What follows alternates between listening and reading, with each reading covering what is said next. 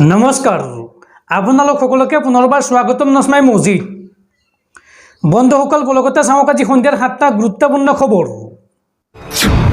প্ৰথমটো খবৰ, চন্দ্ৰবাবু নাইডুৰ শপত গ্ৰহণৰ পিছতে প্ৰাক্তন মুখ্যমন্ত্ৰীৰ ঘৰত চলিল বুলডোজাৰ।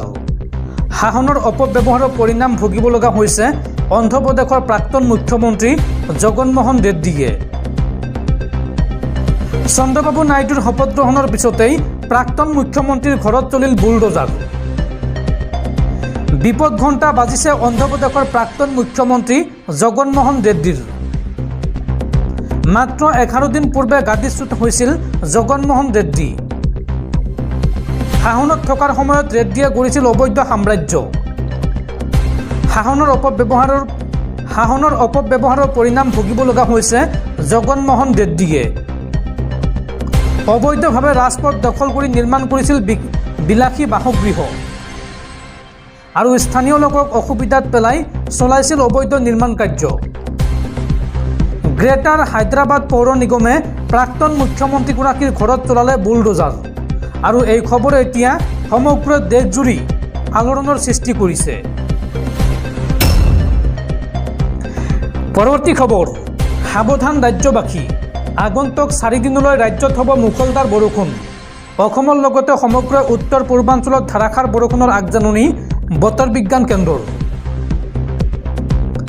ৰাজ্যত অব্যাহত আছে মুষলধাৰ বৰষুণ আৰু যিকোনো মুহূৰ্তত পৰিস্থিতি অধিক অৱনতি ঘটাৰ আশংকা প্ৰকাশ কৰিছে বতৰ বিজ্ঞান কেন্দ্ৰই। আগন্তুক 4টা দিনত ৰাজ্যত হ'ব প্ৰচণ্ড বৰষুণ।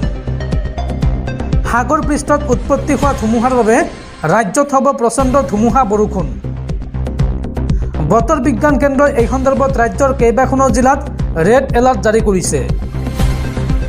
অসমৰ কোন কোন জিলাত ৰেড এলাৰ্ট জাৰি কৰিছে চাওঁ আহক। ধুবুৰী, বঙাইগাঁও, বৰপেটা, মৰিগাঁও, নগাঁও আৰু কাৰ্বি আংলঙত জাৰি কৰা হৈছে ৰেড এলাৰ্ট। লগতে কোকৰাঝাৰ, চিৰাং, গোৱালপাৰা, বাক্সা, নলবাৰী আৰু তামোলপুৰত জাৰি কৰা হৈছে অৰেঞ্জ এলাৰ্ট। আৰু তিনিচুকীয়া আৰু হাইলাকান্দি জিলাক বাদ দি ৰাজ্যৰ আন জিলাসমূহত জাৰি কৰা হৈছে য়েল্লো এলাৰ্ট। এই সময়ছোৱাত বৰষুণৰ লগতে ধুমুহা বজ্ৰপাতৰ আশংকা প্ৰকাশ কৰা হৈছে আৰু অসমৰ লগতে সমগ্ৰ উত্তৰ পূৰ্বাঞ্চলৰ আন ৰাজ্যসমূহতো হ'ব প্ৰচণ্ড ধুমুহা বৰষুণ। এই কথা জনাইছে ভাৰতীয় বতৰ বিজ্ঞান কেন্দ্ৰই। পৰৱৰ্তী খবৰ, কাইলৈ পালন কৰা হ'ব ইছলাম ধৰ্মীয় লোকসকলৰ পবিত্ৰ ধৰ্মীয় উৎসৱ ঈদ উল আজহা বা বকৰি ঈদ আৰু ঈদৰ বাবে সাজু হৈছে ৰাজ্যৰ ইছলাম ধৰ্মাৱলম্বী লোকসকল। ৰাজ্যৰ ভিন্ন প্ৰান্তত আটকধুনীয়াকৈ সজাই পৰাই তোলা হৈছে ঈদগাহ ময়দানসমূহ আৰু কাইলৈৰ দিনটোত অসমৰ লগতে সমগ্ৰ ভাৰতবৰ্ষতে উলহ মালহেৰে উদযাপন কৰা হ'ব পবিত্ৰ ঈদ উল আজহা। দৰ্শকসকল, তাৰপিছত 4 নম্বৰ খবৰটো জনোৱাৰ আগতে আপোনালৈ এটা সৰু ৰিকুৱেষ্ট, যদি তেওঁলোকে এইটো ভিডিঅ'ত লাইক কৰা নাই তেন্তে প্লিজ এটা লাইক কৰি দিয়ক আৰু এনেকুৱা ধৰণৰ নতুন নতুন ভিডিঅ' পাবলৈ চেনেলটো ছাবস্ক্ৰাইব কৰি কাষত থকা বেল আইকনটো প্ৰেছ কৰি ৰাখক। পৰৱৰ্তী খবৰ, গ্ৰেণ্ড পিক্স 2024ত ৰূপৰ পদক লাভ অসম কন্যা লাভলীনা বৰগোহাঁইৰ। মহিলাৰ 75 কেজি শাখাত চীনৰ প্ৰতিদ্বন্দ্বীৰ হাতত পৰাস্ত হ'ল লাভলীনা বৰগোহাঁই। পৰৱৰ্তী খবৰ, ৰাজ্যত পুনৰ উগ্ৰপন্থী সংগঠন আলফা স্বাধীনৰ তৎপৰতা। এইবাৰ চৰাইদেউত আলফা স্বাধীনৰ লিংমেনক আটক। অসম ৰাইফলছে আটক কৰে এইগৰাকী মহম্মদ চাহাবুদ্দিন নামৰ আলফাৰ লিংমেনক। আলফা স্বাধীনৰ হৈ কাম কৰাৰ সন্দেহত আটক কৰা হৈছে চাহাবুদ্দিনক। পৰৱৰ্তী খবৰ, কেন্দ্ৰীয় চৰকাৰে ল'ব পাৰে এক বৃহৎ সিদ্ধান্ত আৰু এই সন্দৰ্ভত দেশজুৰি উৎকণ্ঠা। আগন্তুক লোকসভাৰ অধিৱেশনতে চৰকাৰে ইউটিউব, ফেচবুক, ডিজিটেল মিডিয়াক লৈ বিধেয়ক অনাৰ প্ৰস্তুতি আৰু এই সন্দৰ্ভত দেশজুৰি চলিছে চৰ্চা। পৰৱৰ্তী খবৰ, ইজৰাইল হামাছৰ যুদ্ধক লৈ ডাঙৰ খবৰ।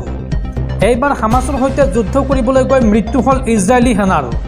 হামাছৰ আক্ৰমণত প্ৰাণ হেৰুৱালে 307জনকৈ ইজৰাইলী সেনাই। হামাছৰ বিৰুদ্ধে যুদ্ধ কৰিবলৈ গৈ প্ৰাণ হেৰুৱালে ইজৰাইলী সেনাই। 8জনকৈ ইজৰাইলী সেনাৰ মৃত্যু হৈছে আজিৰ দিনটোত। দক্ষিণ গাজাত ইজৰাইলী সেনাৰ ওপৰত ভয়ংকৰ আক্ৰমণ হামাছৰ। ইজৰাইলী সেনাৰ বাহনত ভয়ংকৰ বিস্ফোৰণ হামাছৰ। অভিযানৰ অন্তত কব্জা কৰা অট্টালিকাত জিৰণি ল'বলৈ আগবাঢ়িছিল সেনাৰ দলটো আৰু সেই সময়তে সেনাৰ বাহনৰ ওপৰত ভয়ংকৰ আক্ৰমণ চলাই হামাছে। আৰু এতিয়ালৈকে হামাছৰ বিৰুদ্ধে যুদ্ধ কৰি প্ৰাণ হেৰুৱাইছে 307গৰাকী ইজৰাইলী সেনাই। এয়া হৈছে চৰকাৰী তথ্য। পৰৱৰ্তী খবৰ, বৰষুণৰ বাবে বাতিল হ'ল ভাৰত কানাডাৰ মাজত হ'বলগীয়া টি20 বিশ্বকাপৰ মেচ। অপৰাজিত থাকিয়েই ছুপাৰ 8লৈ ৰোহিত বাহিনী। অৱশেষত আশংকা কৰাটোৱেই সঁচা হ'ল। বৰষুণত খেলপথাৰ তিতি থকাৰ বাবে লডাৰহিলত অনুষ্ঠিত হ'ব লগা ভাৰত বনাম কানাডাৰ খেলখন পৰিত্যক্ত হৈ পৰে। বৰষুণৰ ফলত এ গ্ৰুপৰ অন্তিম খেলত বাধা আহি পৰে। কিন্তু টি20 বিশ্বকাপ 2024ৰ লীগ তালিকাত কোনো ডাঙৰ পৰিৱৰ্তন হোৱা নাই।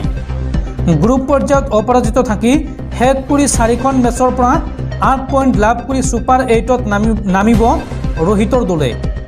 দ্বিতীয় স্থানত থকা আমেৰিকাৰ 5 পইণ্ট। যোৱা শুকুৰবাৰে বিশ্বকাপত আয়াৰলেণ্ডৰ বিৰুদ্ধে তেওঁলোকৰ খেলখনো বাতিল হৈছিল। ফলত পাকিস্তানে গ্ৰুপ পৰ্যায়ৰ পৰাই আঁতৰি আহিবলগীয়া হয়। বৰষুণৰ বাবে ৰোহিত বাহিনী আগতে অনুশীলনতো নামিব নোৱাৰিলে। তেতিয়াৰ পৰাই মেচ আয়োজনক লৈ প্ৰশ্নবোধক চিহ্ন হৈ আহি পৰিছিল। কাৰণ ষ্টেডিয়ামৰ পৰা 40 মিনিট দূৰত্বত থকা অঞ্চলটো বাস্তৱিকতে বানত বুৰ গৈছে। তদুপৰি লডাৰহিলৰ নিষ্কাশন ব্যৱস্থাটো একেবাৰে উন্নত নহয়, যিটো আমেৰিকাৰ মেচৰ ক্ষেত্ৰত দেখা গৈছে। 2 ঘণ্টামান আগতে বৰষুণ বন্ধ হ'লেও খেলপথাৰৰ পৰা পানী আঁতৰাব পৰা নাছিল। দেওবাৰেও একেই ঘটনা। ৰোহিত আৰু বিৰাটৰ দলৰ ক্ৰিকেটাৰসকলৰ মুখবোৰ মাজে মাজে দেখা গৈছিল। অৱশ্যে উদ্বেগৰ কাৰণ নাছিল। বাহিৰৰ আকাশৰ ক'লা ডাৱৰ টীম ইণ্ডিয়াৰ ড্ৰেছিং ৰুমত সোমাব পৰা নাছিল। তেওঁলোকে সহজে আয়াৰলেণ্ড আৰু আমেৰিকাক পৰাস্ত কৰিছে। পাকিস্তানৰ বিৰুদ্ধে সঠিক সময়ত উজলি উঠিছিল বলাৰসকল। বৰষুণ অৱশ্যে ধাৰাসাৰ দি থকা নাছিল, কিন্তু আউটফিল্ডখন তিতি গৈছিল। ভাৰতীয় সময় অনুসৰি নিশা 8 বজাত মেচৰ কৰ্মকৰ্তাসকলে পৰিদৰ্শন কৰে আৰু ৰাতি 9 বজাত পুনৰ পৰীক্ষা কৰা হয়।